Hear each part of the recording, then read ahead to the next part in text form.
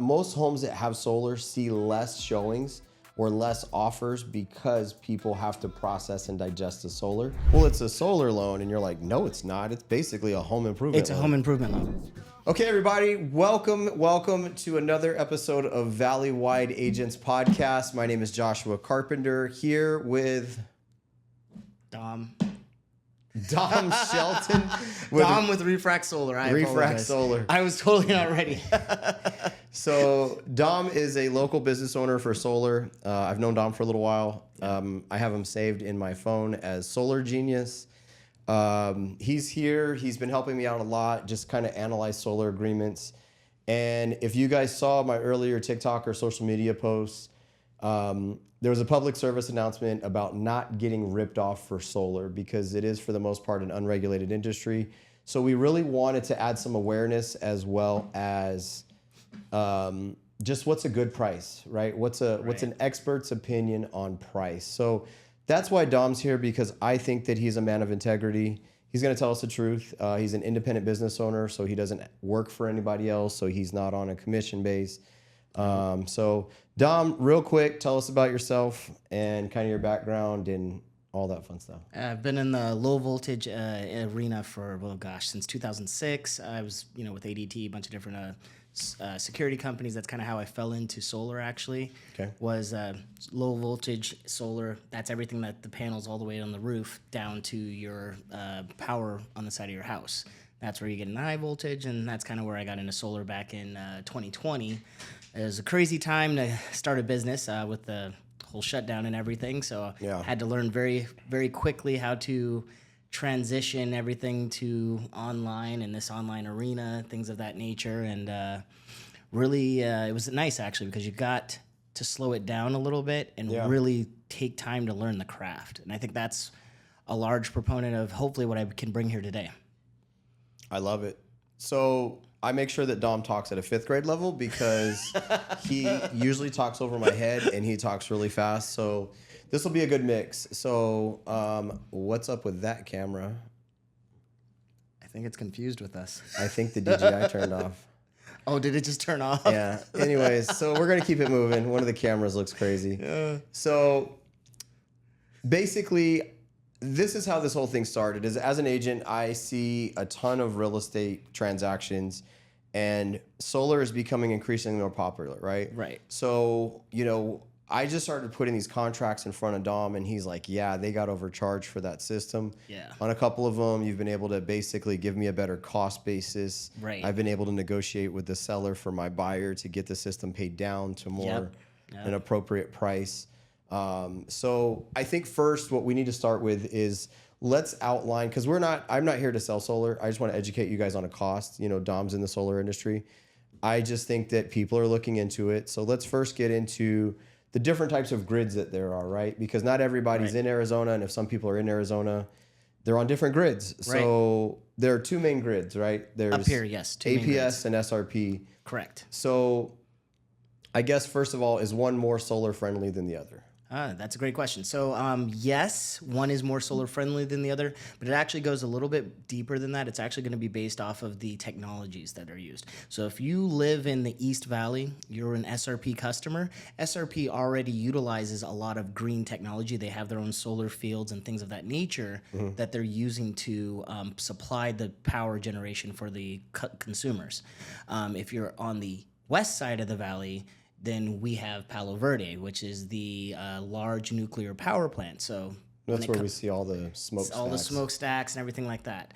And so when it comes to nuclear power, the cost difference in acquiring that is pretty astronomical.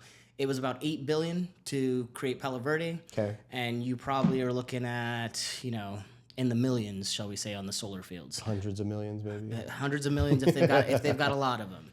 Yeah. And so that right there is a large part of what you face as a consumer as far as the disparity or difference between what you pay when you're in an SRP territory. You're charged less per watt. When you're in APS territory, you're charged more per watt because obviously they've got to pay off that large generating power plant. Yeah. And then with that same respect, APS pays you more for whatever your solar system produces, Whereas to SRP, you're getting maybe 2 to 4 cents. So as far as you're getting a fourth of what they're charging you, if not a sixth or 10th, I think, something like that. So let's get into, as a consumer, how do we know what a solar company is using to provide a system to us? Like, what metrics, what are you looking at when it comes to, like, are you just looking at the dollar amount on the power bill, or like, how are you guys putting together a cost basis? That's a great question, man. So when it comes to solar, everybody that has the guy knock on the door, the first question They want to that see your ask, power bills. They want to see your power bill. The reason that is the main thing that we need to know is how much energy do you use in a year? Okay. Because that's what our system is going to competitively generate for you. Okay. So when we build the system, we build what's called an offset. So we'll actually say, hey, Josh, your home. But produces, what's the metrics? Is it just how much my bill is, or is there? It's how many kilowatt hours you're using in a year. So if I'm looking at because I'm on APS, I look at my APS bill. Right. It'll have a kilowatt usage for the month. Correct. And then I should see my previous month kilowatt usage. You should see your previous month, and then you'll also see a breakout where it has a graph, and the infographic actually shows you your annualized usage there. Or you can go online at aps.com and actually pull up what your usage is for the year.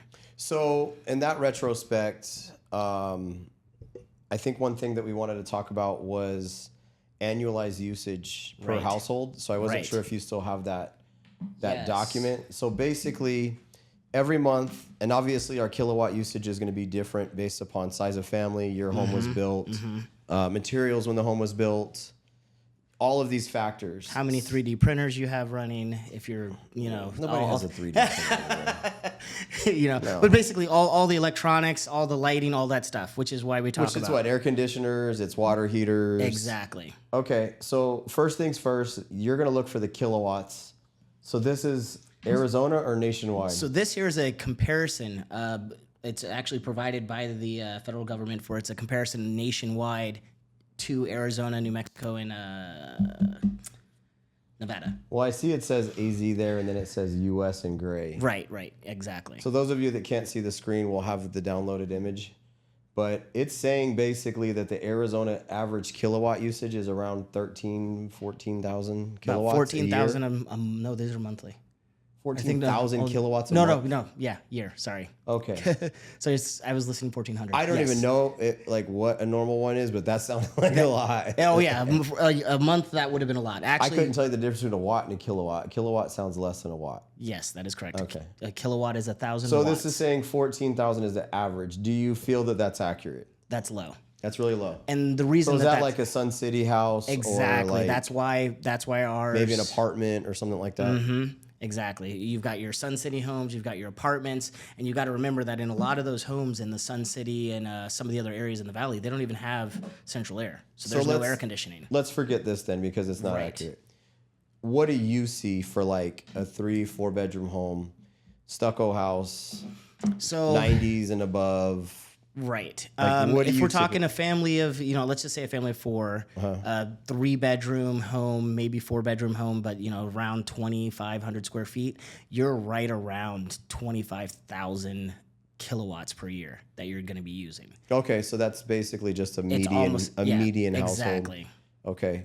So 25,000. Now, when you go to the home, are you just looking to, because one of the words that you said was offset. So what Right. that says to me is you're looking at my annual usage and you can either cover all or a part of it. So Right. what are you trying to do when you go there and you meet with the family?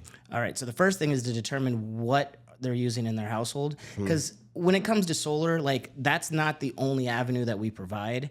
One of my first things is just to provide a good plethora of information. As a homeowner, you can save anywhere between 5 to 7% off of your electric bill just by converting your lights in your home to LED. A lot of people are using. So those. you're not just looking at their energy bill, you're taking a look at their light bulbs, you're taking a look what at their type windows. of AC unit, their windows, if they have Insulation. exactly, if they have a electric heat pump electric Water heater. water heater versus a gas water heater. Okay. All of those things play huge factors. I mean, if they have a hot tub, if they have a swimming pool, all of those things are things that we want to, or plans too, because I always ask that too. Do they plan to have these things? Yeah, because I called Dom over this summer because I got hit with like an $1,100 APS bill. And I had a hot tub, I have a pool. Yes. I just got a Tesla. And I was just like, this is completely unfathomable that like I'm having an electric bill with a comma in it. And that was like, I remember that was the first thing that you're like, dude, you got a hot tub, and I'm like, okay. So I drained the hot tub during the summer. Right. We got our AC replaced, all of these terrible things that you have to pay for because they were old. So I do firsthand recall, some of that experience with you. So what's the best bang for the buck, I guess? Is there really like, does the AC really draw that much power if it's older and unserviced, or is it just a matter of kind of a perfect storm that usually if people have older ACs, they don't have enough insulation, their windows are bad? Is it just kind of a dated property that's just consuming and exuding a lot of, like letting out a lot of energy, or is it just usually there's one or two culprits that you're like, dude, if you do this. Your one or two main culprits are going to be the water heaters if they're electric. Those are obviously. Which if you don't have gas, there's no way to change. There's no way to change that. Exactly. So what's the money saving there? Is it putting it on a timer? Exactly. Putting it on a timer. And basically we ensure that, we're going to produce instead of 100%, we're going to do 110, 100, So there's an additional offset that you're going to try to account for. Exactly. But wouldn't the kilowatt usage at 100% reflect the water heater usage? No. So you've got to remember that solar produces its energy during the day. So technically... So you're saying it would have to overproduce? We need to overproduce so that we can offset what you're going to use when you're home, which is at night. So let's get back on track because I want people to get to the meat and potatoes of this, which is the cost of solar, what they should be paying. So APS and SRP are charging us a cost per kilowatt. Yep. Which one of the things that you mentioned was just the egregious increases that have been going on. Yes. And another thing was the service fees as well that they're tapping on. You got a phone call coming in. So I think that it's important that as consumers, we realize that we're getting nickeled and dimed by the electricity companies as well, because like you said to me off camera, they're having to upgrade their infrastructure. So they're way overdue. Not even having to, they're overdue. They're decades overdue. Decades overdue. So that's why we have a lot of outages, right? So like I'm in APS, I'm constantly getting notified of outages. Exactly. I've been on SRP, and is one more affordable than other? Like if you're just walking in and paying with no solar, like is one grid more affordable than? SRP is lower as far as how much it costs in electricity. That they charge us as a customer. As a customer, I think it's about a 25-30% difference. So APS is 30% more per kilowatt than SRP. Okay, that's good to know. Does SRP or APS pay more for solar when they're buying it back? Great question. APS pays more. SRP, it's almost non-existent. They pay like very little. So if you're on SRP, one of the things that Dom told me is that you need to invest in batteries. Yep. So what we want to do is we're going to get into a cost, is like what is an adequate cost for a solar system? What's a fair price for solar in today's industry? And then when are you getting ripped off, right? And then how else do you get ripped off? So if, when you came to my house, my energy usage with the way that my bill sounds like, I'm probably running like 1 million watts a year. But let's just say I've got 25,000 watts. Yeah. What's a fair cost for a 25,000 watt household? Right. So when it comes down to that, a fair cost for a 25,000 watt household, you're probably going to do probably like a 16 kilowatt system. And what does that mean? And so what that is the 16 kW that they'll show you on your bill usually is the actual generating stamp on the system itself. What that's going to generate per year is right around 24 and some change, so like 24,000 watts in that year. Okay. And so right there, that's your 90s, let's say 91. We'll just say for sake of simple math, let's say it produces 25,000 watts. Okay, so a 16 kilowatt system should put out 25,000 in a year. Okay, so again, if we're sitting around and we're saying what's a fair cost? What's a fair cost for a 16 kilowatt system that should cover 25,000 kilowatts? And so that's where a fair price on a system like that. Why are you using a crown, Dom? Because it was the thickest. That's a pin. crown. It's the thickest. It was the thickest. This is like Sesame Street now. I feel like Grover is gonna come out. You don't have a marker? No, I do. Look, there you go. I just couldn't find that. I There couldn't we find go. it. See, There we go. now we level up. Got out of Every the time. crowns. I can't believe put you me chose on the spot. I can't believe you chose a crown. I was trying to be quick, man. Trying to be quick. There we go. All right, so if that's a little bit 16,000 kilowatts is equal to 25,000, Kilowatt hours. I'm tired of the drum roll. Rip the Band-Aid off, Dom. What is a fair price for a system? So essentially, it should be about $3 per watt. Is around about the average. That was like last year. A watt or a kilowatt? A watt. That's the price per system. So in a kilowatt, you're gonna actually say $16, or sorry, 16,000, because we're in kilowatts, is now 16,000 watts, right? And you're gonna multiply that by $3. Okay. Okay. And that's gonna equal 43,000. Probably 42. 48. 48. 48. Yeah. Okay, so let's just hit a baseline of 48,000. So if you are at $48,000 or potentially under, if you're just getting a sweetheart of a deal, Right. that's a good baseline. That's a great bit. So my company, we typically are right at around 2.5 to 2.75. Usually what puts you a little bit up is upgrading the side electrical service on the home. Updating to put the that much electrical power. panel. Yeah. So it's not just a matter of coming and slapping on solar. You've got to have adequate, up-to-date. Exactly. Which that's one of my favorite things about solar, I will say, is when I have homes that are dated, Yes. I know that we have an up-to-date panel because traditionally we'll be looking at 100 amp service. Right, Older exactly. wiring. So when I do know that solar's on the house, we have a pretty new panel, new breakers. Exactly. So there are some some additional things that you'll get besides solar, which are a little bit more peace of mind for people. And the best part is that that's all included in that price. So when I'm telling you 48,000, we are updating your full electrical system in your home. So your breakers are getting updated. If I don't need it, that's when the price can potentially come down. Oh yeah, well, if it's more along the lines of what makes it necessary or not is how much power we're feeding to the home. Okay. Yeah. So So $48,000. Yep. Does that include installation, service? Like, what does that include? Is that everything? That is everything.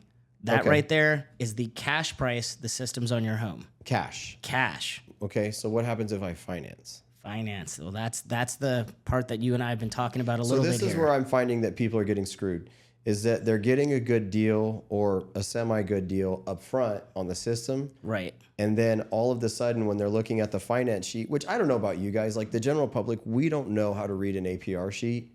And I think that comes from us, buying vehicles, getting credit cards, or just like, I want to get it, as long as this payment is what I want. So when we're doing, so there are two types. There's a loan and a lease, but like, how are they, when you say that caveat, like if there's financing, like what do we need to look out for when we're reviewing this paperwork? Great question. So the first thing that I would tell every client is, again, know how much you're using a year because you need to make sure that the system they're producing is close to or the same as that. It can be a little bit less if you're going to do battery or whatever. That's what I was saying is you were telling me there was one way to do like an offset usage that Right. wasn't 100%, Oh, yeah. but then take a battery and store power. Store the extra power. Because again, if it only produces during the day, what we're wanting to do is therefore capture the additional power you would have sold off. So in an area like SRP where you're not getting very much Because money that's what for you that. told me. If you're on SRP and you do solar, you have to have a battery. Otherwise, it doesn't make sense. Yeah, exactly. Because It you're just not doesn't getting make paid sense. anything on Because they're not paying you overproduction for the solar. at all.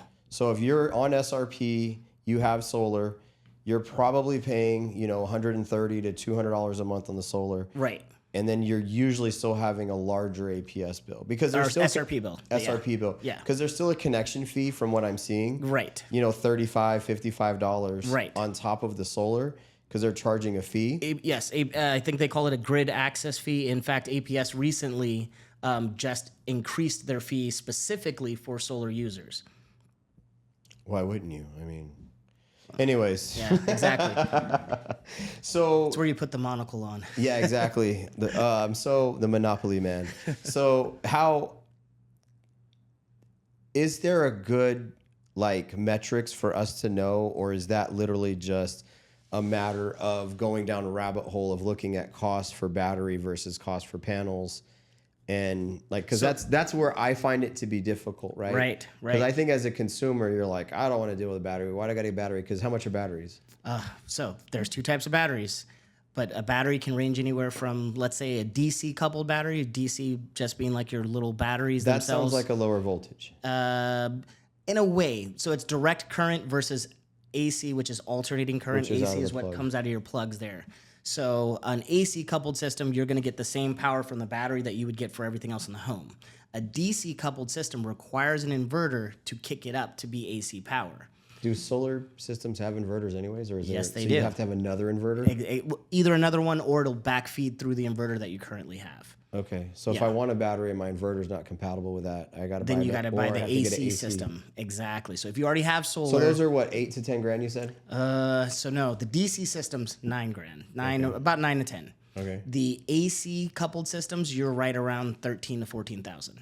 Good God. Okay. So let's get into the loan versus the lease because I find this interesting. So let's first of all get into the myths and the facts about a loan or a lease. Is one better than the other? So personally, I like the loans over the leases in general. I'm just not a big fan of the lease. Why? Well, I mean, I've learned a lot about homeowners and homeownership, and the lease is only really beneficial for you if you're not planning to stay in the home for, let's say, the whole period of the loan, and therefore you just want the immediate access to a lower electric rate in general that you're producing. So I've seen a couple different leases, and for those of you that have never seen a solar lease, there are what's called an escalating solar lease, which it'll strap a percentage of an increase every year. So you'll get a low introductory of $130 or whatever. And then every year it'll go up. What do you see? So you've got, usually there's like two different options. There's like a 1.99 that it'll go up 1.99% of the actual payment, or it'll go up 0.99%. So that's not an interest rate. It's just an actual increase. In the payment. Yep. Okay. And so if you do the math, after 2% over and over again, after about 7 to 10 years, you're already up at 10-15% right there. Yeah, you're seeing probably $20 or $20 increases. So exactly. So the question here is, does one provide a better warranty than the other? Because I've heard people say I leased it because I have a better warranty. Right. That's a great question. So here's the thing on that. The answer to that is no. Personally, you're going to have the same warranties that you have with the lease that you have on the loan. What it comes down to is that after your manufacturer warranties are done, so right around, like, say, the 10, 15-year mark, Okay. that's where you're so in general, you have a 25-year warranty on most panels. You have a 25-year warranty on most inverters. There's a few companies that don't, but we're just going to say if the predominance do, we're just going to say that as an average. 20 to 25-year warranty. If your loan's 25 years, 15 to 25-year warranty. right, exactly, and your loan's 25 years, then you really have the same situation. What it comes down to is you might have an out-of-pocket cost for the labor part of a repair on the loan side that you don't have on the lease side, but if they need to replace a panel, something like that, you're talking $100, $200. I find the most difficulty with the solar loan or the solar lease. I mean, I have a lot of difficulty anyways with these because you really have two choices as a homeowner historically, which is pay this off and let this new family not have a solar bill, which means you're equity stripping somebody, in my opinion. Right? No, because again, they're paying for it, right? Just let me finish. Okay, I'll let you finish. We'll go back and forth. We will. Or on a loan, or you're making them take over the payments and the terms. Right. So what I get into is that there are consumers that are extremely educated and excited about solar, right? Usually your Tesla drivers or people that are in some type of an industry that.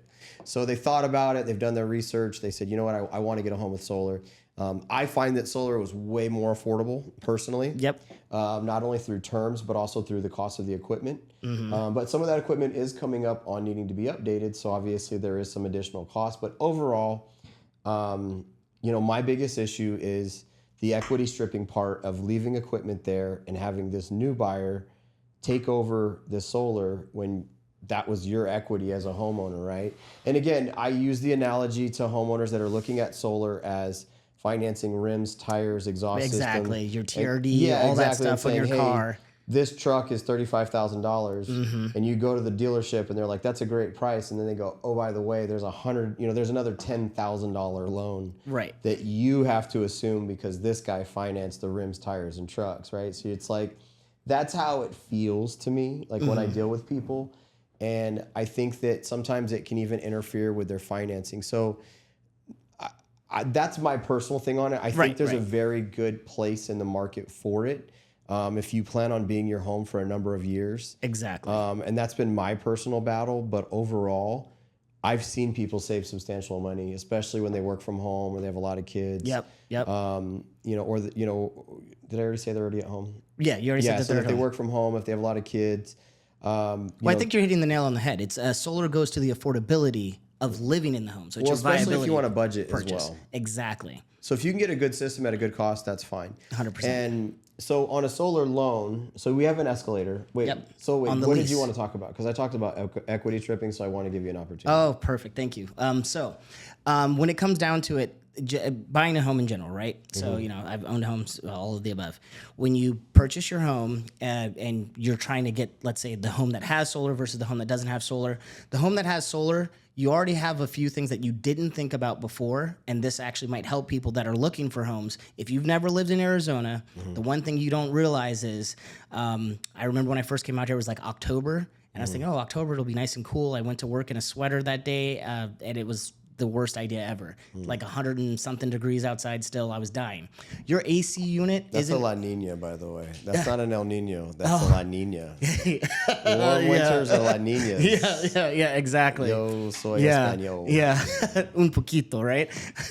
And so what ends up happening is you buy the home and you have when you're going to buy the home, you do all these things to make sure that you can afford it. Okay. And this is why I said solar comes out to be more of an affordability circumstance, because what you don't realize is, okay, after you've had the home for that year or two, your escrow increases because you had more insurance, you have all these other things anyway.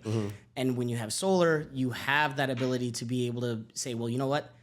All those other increases, my electric isn't increasing like it has in the last year, because it's gone up, I would say almost 30, 40% in 2 years, and a year over year cost increase, because they had a 13%, an 8%, and another 13% literally in a row in a 2 year period. And those percentages are on your kilowatt hour usage, and then they switch out your usage too. I just think it comes down to people not knowing what their usage is going to be, and they just want to buy the house. They don't want to take over someone else's stuff. Right. So again, I think I've seen enough solar loans and leases that I can say this is a producing system and this is not a producing system. And you usually get a phone call when I'm like, I don't think this is a producing system. Right. And you usually tell me this is a crap deal, dude. Yeah, like, this is a BS deal. So the main purpose here, guys, is to not debate whether or not solar is good, because I do go to older homes and I'm like, panels updated, that's great. Right. Maybe they got a new roof through the process. Do you advise financing with your solar or That's roof a good question. and AC? So, because I know there are companies now that do roofs, ACs, windows. They'll put everything into the solar loan, and I don't understand how these companies are financing all of these when it's supposed to be a solar loan, but they're financing all these other repairs. And it's over. So that's how I know it's loosely regulated, because they're putting $30,000 in ancillary. And it's over all that 25-year period. Exactly. Yeah. And they're like, well, it's a solar loan. And you're like, no, it's not. It's basically a home improvement loan. It's a home improvement loan. Right. And you're right. That's what it is. It's a home improvement loan. So there's no regulation. They don't have to go through and appraise it and be like, this system is worth $25,000. The loan itself is a home improvement loan in those circumstances. Okay.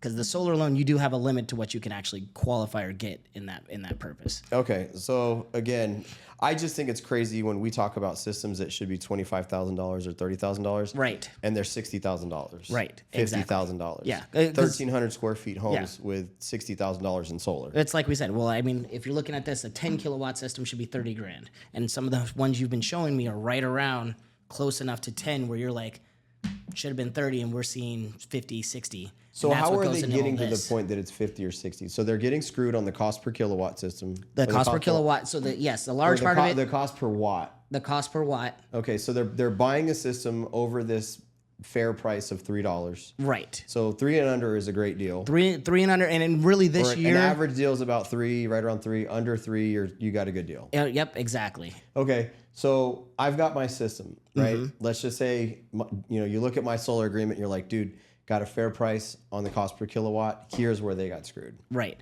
and so that's where the regulation part is going to be a lot on the banking side. Okay. So some of the things that happen in trying to get the loan, shall we say, you have 4 different methods of paying for your solar: cash, okay. Then you can do any kind of refinance, like a home equity line of credit. They've got mortgages now that'll do it. Then the loan and the lease. Okay. So on the loan and on the lease, they have what's called a dealer fee to provide you, and you're going to be able to probably articulate this better than me. So I'm going we to see push it dealer out. fee, it's a red flag. It's a red flag. Now here's the thing. It's like buying a home right now. The current, what is it? Market average, market The rate. interest rates, let's just say FHA is like 6.25. Right. Okay. I thought it was like median is like 7.5. No. We all learned something today. Okay, I'm gonna learn something. Okay, I'm gonna learn. That's what I want to do. So FHA 6.25. You know. Well, no, not FHA. What's probably what's 6 the money bank to bank transfer medium, whatever that's called? Anyway, as far as I know, it's like 7.5, right? Okay. And so if it's 7.5, what ends up happening is if you get a loan at 7.5, there's no dealer fee on that loan. It's literally what the bank is paying. Just a market rate. It's just a market rate. If it goes down, then that's where you'll see a dealer fee increase to be able to provide you. It's almost like buying points Like on a buying house. your interest rate down. It's like buying your interest rate down. So essentially, again, just forgive me, but it's like for somebody to charge 50% on a dealer fee, or 30% on a dealer fee. I haven't seen a bank do anything higher than, and I say this like loosely because I don't love that they even do that high, but I've seen as high as like 36 from some banks. So if you really get doubly screwed, you pay $4, $5 for a cost per kilowatt, and you get whacked with a service fee. Exactly. They're charging the service fee to bring your payment down because it's lowering your interest rate. Right. So now that's why your payoff is. That's why your payoff is. And you also got beat up on the cost per kilowatt. Exactly. Or you can have a good cost per kilowatt. And still end up in that situation where you got a 1.9, So is it possible to pay cash? Whatever. Like let's just say I've got like 10 grand and I'm like, Dom, here's $10,000. What will that get me for my interest rate reduction? Like, let's just say I'm like, I'm cool with the 48,000. You know, I'm cool with the $48,000. Right. Maybe the payment on that's like $230 because the interest rate's high. Right. So I'm like, here's 10 grand. And that's where some of the banks will actually do. So what I would recommend for most people is, again, know the cash price, and you know the cash price by knowing how much you're going to need in a year and get what their system's going to generate. That's the cost per kilowatt. Yep, cost per kilowatt. Okay. And then what you do is you take whatever system they tell you the system size is, you take the cost that they're telling you, you say, hey, what's my cash price? You take that cash price. Well, no, it's a cash per watt, right? Because if it was $3 for 16,000 right, well, we got to kilowatts, reverse engineer it because it doesn't come to the consumer in the way that we wrote this down. It comes to the consumer. That's where the confusing part goes for me. Exactly. Is that we see our kilowatts. Yeah. And then you guys are converting it to watts. Right. And it's like asking me to turn a quart into a gallon, and I'm like, oh, God. Yeah, we still don't use metrics here. Yeah. Exactly. Yeah. So this is metrics, it's kilo, right? Okay. So what ends up happening for most consumers is they're going to get this as, hey, this is a $48,000 system cost. And so what we're saying you need to do is, what size is the system? They'll tell you, oh, the system is, and for easy math, we're just going to say the system is 10 kilowatts. Okay, so that you can see real quickly what happens. So if it's 10 kilowatts, kilo meaning 1,000, we're going to divide that number by 1,000. Well, what did we just get? $4. $4.80 per watt. And this is something I see a lot. This isn't, So that's not when like a you're- random when you're number. going against other solar companies, you're seeing that the larger companies or other companies, they're trying to get people for almost $5 a kilowatt. $6, not even 5. Okay. All right. Yeah. So that's ridiculous. You're telling me it gives the industry a bad name, which is why I was excited to come on and, hey, let's talk about it.